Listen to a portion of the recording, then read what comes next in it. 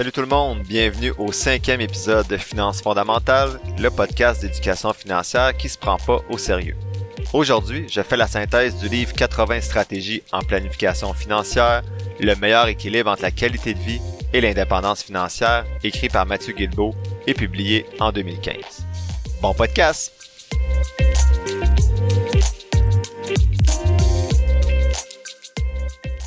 Salut tout le monde! Très content d'être avec vous cette semaine. Avant de commencer la synthèse du livre d'aujourd'hui, je veux juste vous dire que c'est fou les discussions que j'ai eues depuis le premier épisode de ce podcast-là. J'ai reçu des dizaines de courriels, plusieurs discussions sur Messenger avec des amis, des connaissances que je savais même pas qui s'intéressaient aux finances, d'autres qui veulent en jaser parce qu'ils veulent s'y intéresser mais c'est le néant, d'autres qui m'ont avoué qu'ils stressaient avec ça présentement, la hausse des taux d'intérêt et tout ça. C'est génial, c'est vraiment l'objectif du podcast, d'éduquer et d'ouvrir un canal de communication sans vendre du miracle ou des promesses à tout le monde. J'ai eu des heures de discussion avec plein de personnes différentes, c'est vraiment cool, donc merci pour vos retours positifs depuis le dernier épisode aussi. Il y en a qui ont beaucoup apprécié l'épisode 4 qui était un peu moins lourd en termes de chiffres, donc c'est super motivant, un gros merci. Donc, pour la synthèse du livre d'aujourd'hui de Mathieu Guilbeault publié en 2015, son livre s'intitule 80 stratégies en planification financière, le meilleur équilibre entre la qualité de vie et l'indépendance financière. Vous allez voir, il va peut-être avoir un petit peu moins de détails dans ce livre-là parce que j'ai pas élaboré une fiche de lecture rigoureuse lorsque j'ai lu le livre comme certains autres livres parce que bon, premièrement, je pensais pas au podcast comme je l'ai dit dans l'épisode 1, je lisais pour moi et deuxièmement, je l'ai lu directement à la bibliothèque avec mes filles. Mes filles lisaient pas le livre avec moi, là, ça les intéresse pas vraiment, mais j'étais à la bibliothèque avec mes filles et je lisais le livre. Donc, je me suis texté à la fin de ma lecture pour retenir c'est quoi les principaux points que je retenais. J'ai pris des photos de certaines pages, donc c'est un petit peu plus mince. Donc, je vais me positionner peut-être un petit peu plus aujourd'hui à travers les différents éléments qui vont être abordés. Je vous présente quand même ce livre-là, même si j'ai un petit peu moins d'informations, parce que je veux respecter l'ordre de mes lectures, comme je l'ai dit, et ça simplifie aussi bien différents concepts, et c'est un livre qui se lit super facilement. Donc, je l'ai lu en un après-midi à la bibliothèque. C'est un livre qui se lit très vite. Il y a 2 éléments clés au livre, mais qui sont divisés en 5 points chaque. Les 2 éléments clés, c'est les stratégies à adopter. Donc, je vais vous parler de 5 stratégies. Mais c'est également les erreurs à éviter. Je vais vous présenter 5 erreurs communes. Avant de commencer, le format du livre est super intéressant parce qu'il relate en fait la vie de 2 sœurs, que l'auteur appelle « Vit la vie à fond » et « À planifier à fond ». Donc, vous comprendrez que « Vit la vie à fond », elle dépense beaucoup et que « À planifier à fond », elle gère mieux ses finances.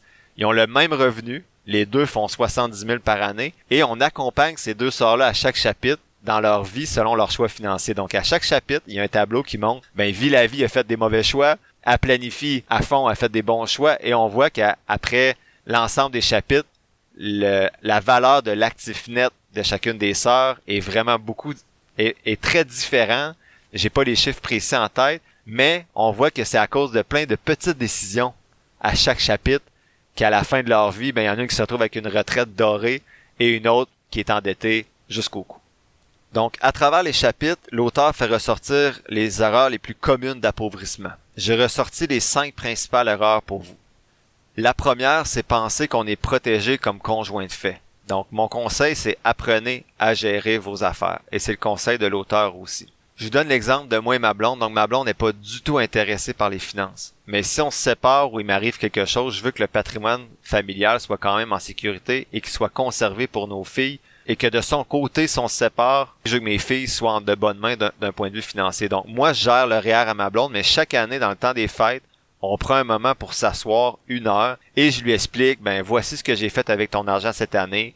Pourquoi? Voici ce que j'ai fait avec les filles, les estimations de la prochaine année, et ainsi de suite. Et malheureusement, dans les études que j'ai lues, les livres que j'ai lus, souvent les femmes sont moins intéressées par les finances, vont se fier beaucoup sur leur conjoint et vont parfois avoir de mauvaises surprises, soit en cas de séparation, ou bien après 10 ans, 15 ans, vont se rendre compte que leur conjoint est endetté à l'os, qui dépensait le revenu familial du compte conjoint, la carte de crédit. Donc, assurez-vous de toujours apprendre à gérer vos affaires ou au moins être informé du statut financier de votre couple. Il faut se poser des questions aussi. Comment se divisent les dépenses dans le couple? Il y a le 3e livre de Pierre-Yves McSween que j'ai pas encore lu, malheureusement, mais qui parle de ces sujets-là, donc j'en ai entendu parler. L'argent, c'est un sujet de dispute majeur, mais il faut prendre le temps d'en discuter. Tu sais, c'est important d'en discuter parce que j'ai des amis qui se sont séparés récemment puis qui ont tout payé pendant 10-15 ans puis que là, ils ont une certaine rancune à cause qu'ils ont fait ça, mais sont également coupables de ça parce que faut que tu sois prudent financièrement et toujours conscient des impacts financiers de ce que tu peux faire. C'est pas sexy parler de finances dans un couple, mais c'est tellement important.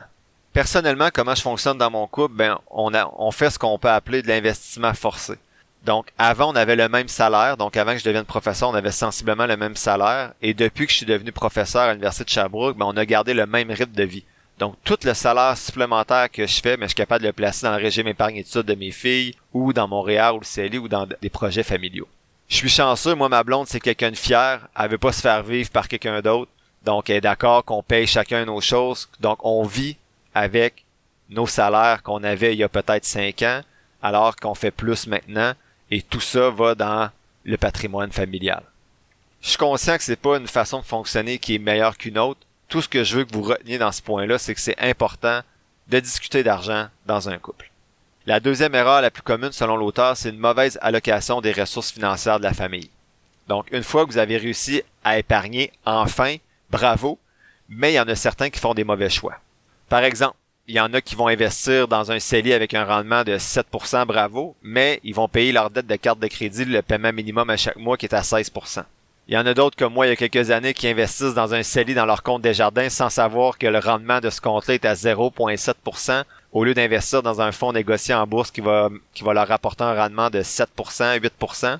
D'autres qui vont investir dans leur CELI au lieu d'investir dans le régime épargne études de leurs enfants alors qu'il y a un 30% de rendement garanti.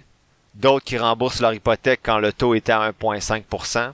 Donc, il faut faire des choix, mais attention que ces choix-là soient raisonnables. Puis il y en a qui vont mieux dormir en payant leur dette, même si la dette est à 1,5%, puis c'est bien correct. Mais assurez-vous que votre choix est cohérent avec vos objectifs financiers qu'on parlait le dernier épisode. La troisième erreur la plus commune, c'est la gestion de l'endettement. Donc, les gens qui s'endettent beaucoup pour les voitures, la maison, souvent, donc, ils s'accotent au max. Donc, je peux aller chercher cette hypothèque-là, je vais aller la chercher parce que je veux une grosse maison. Et quand les taux montent comme en ce moment, c'est sûr que ça rend la vie financière de plusieurs personnes, malheureusement, un peu plus difficile. Il y a un auteur qui avait mentionné qu'il n'y aurait plus de problème d'endettement si l'actif net de tout le monde, et je parle pas du revenu, là, pas à cause que tu fais 100 000 $ par année, que c'est écrit 100 000 $ dans ton front. Non. Ton actif net, ce que tu as réellement de côté, si c'était écrit dans ton front, il n'y aurait plus de problème d'endettement selon l'auteur parce que les gens arrêteraient d'essayer d'impressionner les autres personnes. C'est pas très impressionnant quand quelqu'un roule dans une voiture de luxe, mais que dans son front, ça s'est écrit qu'il y a des dettes de 130 000 $. Ça fait juste quelqu'un qui fait des choix pas très intelligents. Bien sûr, on n'aura jamais l'actif net dans notre front, mais je trouvais l'idée intéressante pour réfléchir à « OK, je dépense réellement, pourquoi? » En effet, on dépense souvent pour les autres, rarement pour nous. On a le gâtage facile aussi. J'entends souvent « je le mérite, j'ai eu une grosse semaine ». Tu mérites aussi de la liberté financière. Tu mérites pas juste tes jeans troués à 300 $. Donc dis-toi que tu mérites dans 15, 20, 25 ans de pouvoir faire des choix qui te rendent vraiment heureux aussi et pas juste dans le moment présent. La gestion de l'endettement, c'est aussi de se garder un lousse. Comme on disait la dernière fois, un compte d'urgence. Le budget, ça peut aider, mais bon, faire un budget, c'est pas mon expertise parce que personnellement, j'en ai pas. Quatrième erreur la plus commune, c'est de prendre des assurances, parfois trop d'assurances. Si vous n'avez pas d'enfants, vous avez assez d'actifs pour vous protéger, pas besoin de vous assurer au-delà de la nécessité minimum. Souvent, les gens sont soit sous-assurés ou surassurés. Personnellement, je prends toujours l'assurance minimum pour se démerder s'il arrive vraiment de quoi, une urgence ou un dégât, exemple dans la maison. C'est sûr que ma maison est assurée. Mais en même temps, moi je suis chanceux, j'ai un bon coussin avec mon travail, invalidité, maladie et tout. Donc ça dépend de chacun, mais attention, le message de l'auteur, c'est de pas prendre trop ou pas assez d'assurance. Rappelez-vous que c'est rarement nous qui fait de l'argent avec les compagnies d'assurance. La dernière erreur, la plus commune mentionnée par l'auteur, c'est de spéculer avec ses placements. Lorsqu'on spécule en bourse, les rendements sont faibles à long terme parce qu'on fait des choix émotionnels. Je le répète, la meilleure stratégie, et c'est ce que l'auteur dit, c'est de prendre 1 à 5 minutes par mois pour faire des stratégies dans des fonds négociés en bourse passifs indiciels. Je vous répète, des fonds négociés en bourse, c'est comme un panier qui va regrouper plusieurs compagnies en fonction du choix que vous faites. Donc, tu peux suivre les 500 plus grosses compagnies américaines, tu peux suivre les 60 plus grosses compagnies canadiennes, les plus grosses compagnies internationales, tu peux suivre tout ça en même temps. Bref, tu prends le panier que tu veux commencer à sélectionner les actions individuelles, c'est jouer avec le feu, surtout si vous vous fiez aux voisins ou à un gars de podcast no name qui vous dit de sélectionner différentes actions. Je me suis mis des petits mots en gras ici, là, c'est faire attention dans le domaine financier ou dans le domaine de l'investissement boursier. On se vante toujours de ses bons coups et jamais de ses mauvais coups. Même moi, que ça me pue au nez les gens qui se vantent de leurs bons coups en bourse, je fais cette erreur-là aussi. Par exemple, moi, l'été passé, j'ai un souper avec des amis, puis je parlais avec quelqu'un puis qui s'intéressait à l'investissement boursier, puis je disais, hey, regarde, aujourd'hui, j'ai fait 16% avec telle compagnie. Je me suis vanté un autre ami aussi, j'ai fait 40% en quelques semaines avec une petite compagnie financière aux États-Unis. Mais je parle jamais de mon Facebook qui a perdu 60% en un an ou de mes autres placements qui sont en perte. Donc faites attention quand vous entendez des oncles, des amis, des connaissances qui vous parlent de leurs bons coups. Utilisez toujours votre jugement critique pour vous dire, OK, c'est quoi tes pertes? Tu peux-tu me montrer c'est quoi ton rendement cette année? T'as-tu des preuves? Parce que souvent, les gens vont juste vous parler de leurs bons coups. Soyez prudents. La deuxième partie du livre, c'est les stratégies à adopter. Donc, je vous ai résumé, selon moi, les 5 principales stratégies à adopter qui sont mentionnées par l'auteur. La première stratégie de l'auteur, c'est faire affaire avec des professionnels. Je vais vous avouer que l'auteur du livre, c'est un planificateur financier, donc je trouve qu'il prêche beaucoup pour sa paroisse. Par contre, les statistiques montrent que les gens font habituellement de meilleurs rendements avec des conseillers. Mais personnellement, je crois que les gens qui s'éduquent moindrement, donc qui développent leur littératie financière, qui comprennent que la bourse à court terme, ça bouge beaucoup, mais qu'à long terme, c'est une balance, donc ça va toujours se stabiliser. Et depuis l'histoire de la bourse, c'est en progression, c'est en croissance. Que vous investissez à long terme de l'argent que vous n'avez pas nécessairement besoin bientôt, 5 minutes par mois pour moi suffisent pour vous lancer. Et ce que je suggère beaucoup à mes amis auxquels je parle pour qu'ils commencent à investir de façon autonome, c'est d'y aller de façon hybride. Donc, c'est peut-être pas de faire comme moi le grand saut tout de suite puis investir de façon autonome tout ton argent. C'est de dire, OK, j'ai des placements chez Desjardins ou chez Industriel Alliance. Je vais laisser mon argent là, mais je vais arrêter de cotiser. Je vais arrêter d'ajouter de l'argent dans ces comptes-là. Et à partir de maintenant, l'argent que j'ajoute, c'est moi qui va la gérer sur mon compte de courtage pour commencer progressivement avec des petits montants. Et peut-être que dans 3, 6 mois, 2 ans, 3 ans, vous allez vous rendre compte, finalement, c'est pas compliqué. Puis mes rendements, en suivant un fonds négocié en bourse passif, sont meilleurs que mon conseiller financier à cause que j'ai pas de frais de gestion. Et je me suis rendu compte que j'étais pas quelqu'un qui paniquait. J'étais capable de gérer mes émotions, même si la bourse, ça descend beaucoup parfois. Donc, rendu là, vous pourrez vous dire le mode hybride m'a satisfait. J'ai confiance en mes moyens. Vous pourrez faire alors le transfert de l'ensemble de vos fonds qui proviennent de d'autres institutions. La deuxième stratégie à adopter, c'est de gérer son budget puis de faire des bons choix à partir du budget. Donc, l'auteur mentionne que c'est important d'avoir un budget, surtout pour les gens qui ont un faible taux d'épargne ou pas du tout d'épargne. C'est vraiment la première étape pour être capable de commencer à épargner. Personnellement, vous le savez, j'ai pas des frissons d'excitation quand je parle de budget, donc je passe rapidement au point suivant, mais c'est super important de faire un budget. Sur Google, il y a plusieurs outils gratuits qui existent, donc tapez budget en ligne, quoi que ce soit, et vous pourrez trouver des outils qui vont vous aider. Le troisième point, je sais pas si je l'avais déjà mentionné dans les épisodes précédents, je m'en rappelle plus, mais je sais que je vais me répéter souvent pour ce point-là. Se payer en premier. C'est le meilleur conseil à retenir et c'est celui qui va revenir le plus souvent. À partir de votre budget, déterminez le montant que vous êtes capable de mettre de côté par mois tout en vivant un mode de vie qui vous satisfait, mais en ayant un taux d'épargne intéressant aussi. Faites un virement automatique. Donc, si dans votre budget, vous dites, je suis capable de mettre 125 $ par mois de côté, mais ce 125 $ par mois-là, il doit partir automatiquement dans votre compte de banque. Donc, si tu as 2 payes, je fais le calcul rapide, mettons 80-85 $, mon Dieu, c'est pas ça du tout. À chaque paye, si tu veux mettre 125, ça va plus être comme 60-65 $ par mois qui va partir automatiquement à chaque paye dans ton compte de courtage et tu vas te connecter une fois par mois pour investir ce montant-là.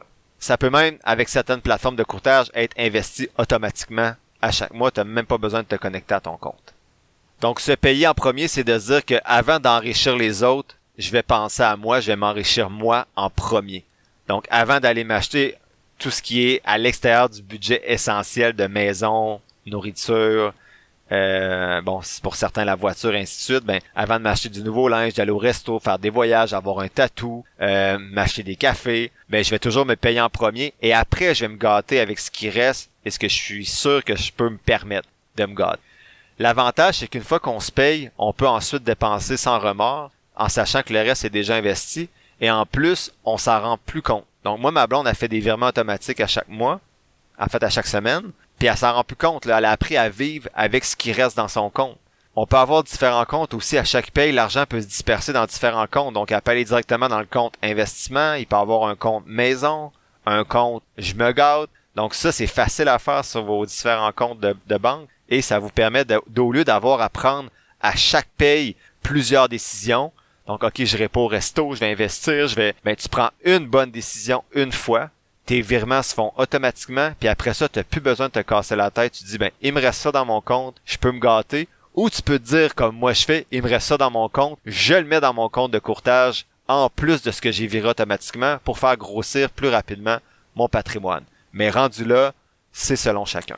La 4e stratégie, c'est de diversifier ses placements pour diminuer le risque. On peut soit diversifier, comme je vous mentionne depuis le premier épisode, en utilisant des fonds négociés en bourse, donc des paniers, comme je vous disais, parce que dans ces paniers-là, c'est souvent automatiquement diversifié. Donc, exemple, ma conjointe dans XEQT pour son REER, qui a un FNB qui représente plusieurs indices sur la planète, elle a 32 000 compagnies, je pense, ou 8 000. Bref, elle a des milliers de compagnies, donc la diversification est automatique.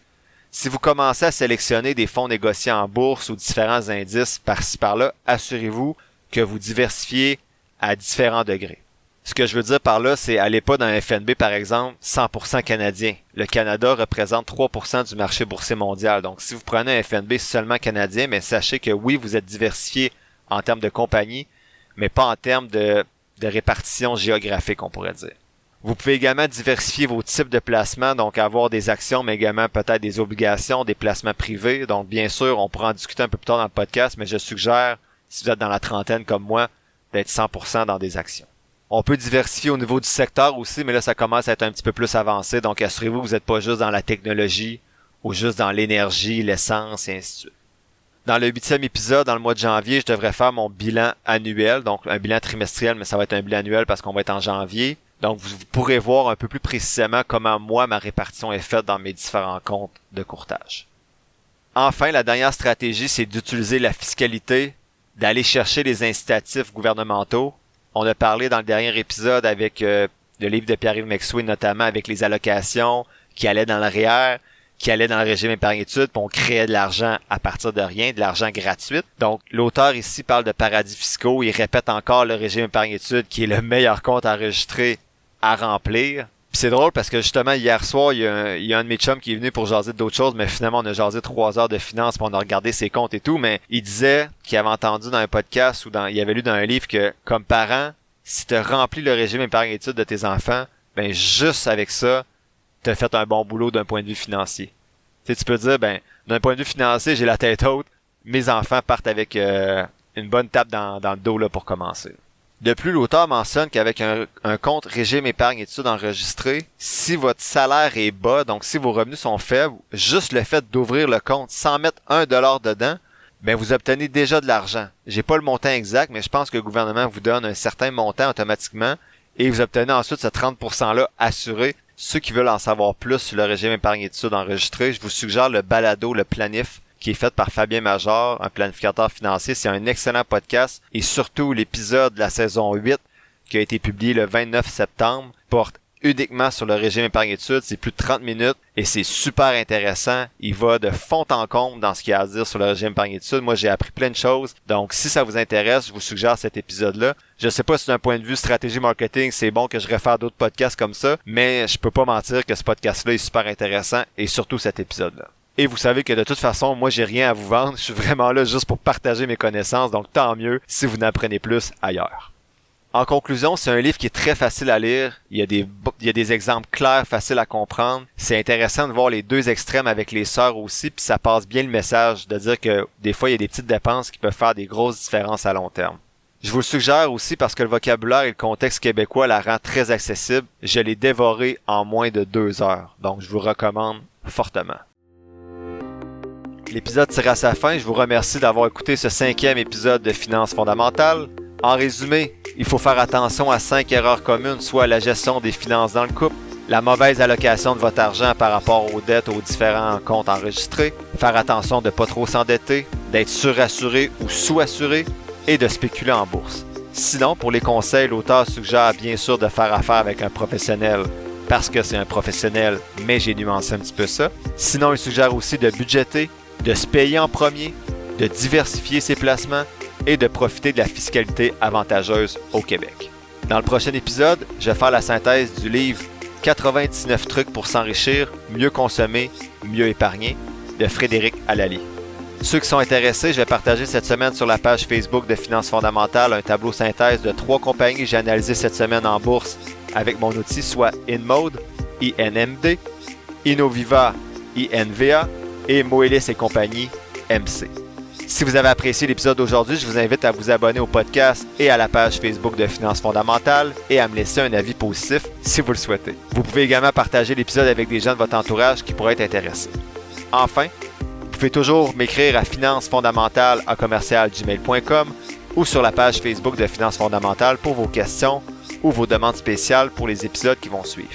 N'oubliez pas que je ne suis pas un expert ou un gourou de la finance, juste un gars qui trippe un peu trop et qui partage ce qu'il apprend avec vous. Ne prenez pas ce que je dis pour du cash et développez toujours votre propre littératie financière. Sur ce, merci encore pour votre écoute et on se dit à la semaine prochaine pour le 6e épisode de Finances fondamentales.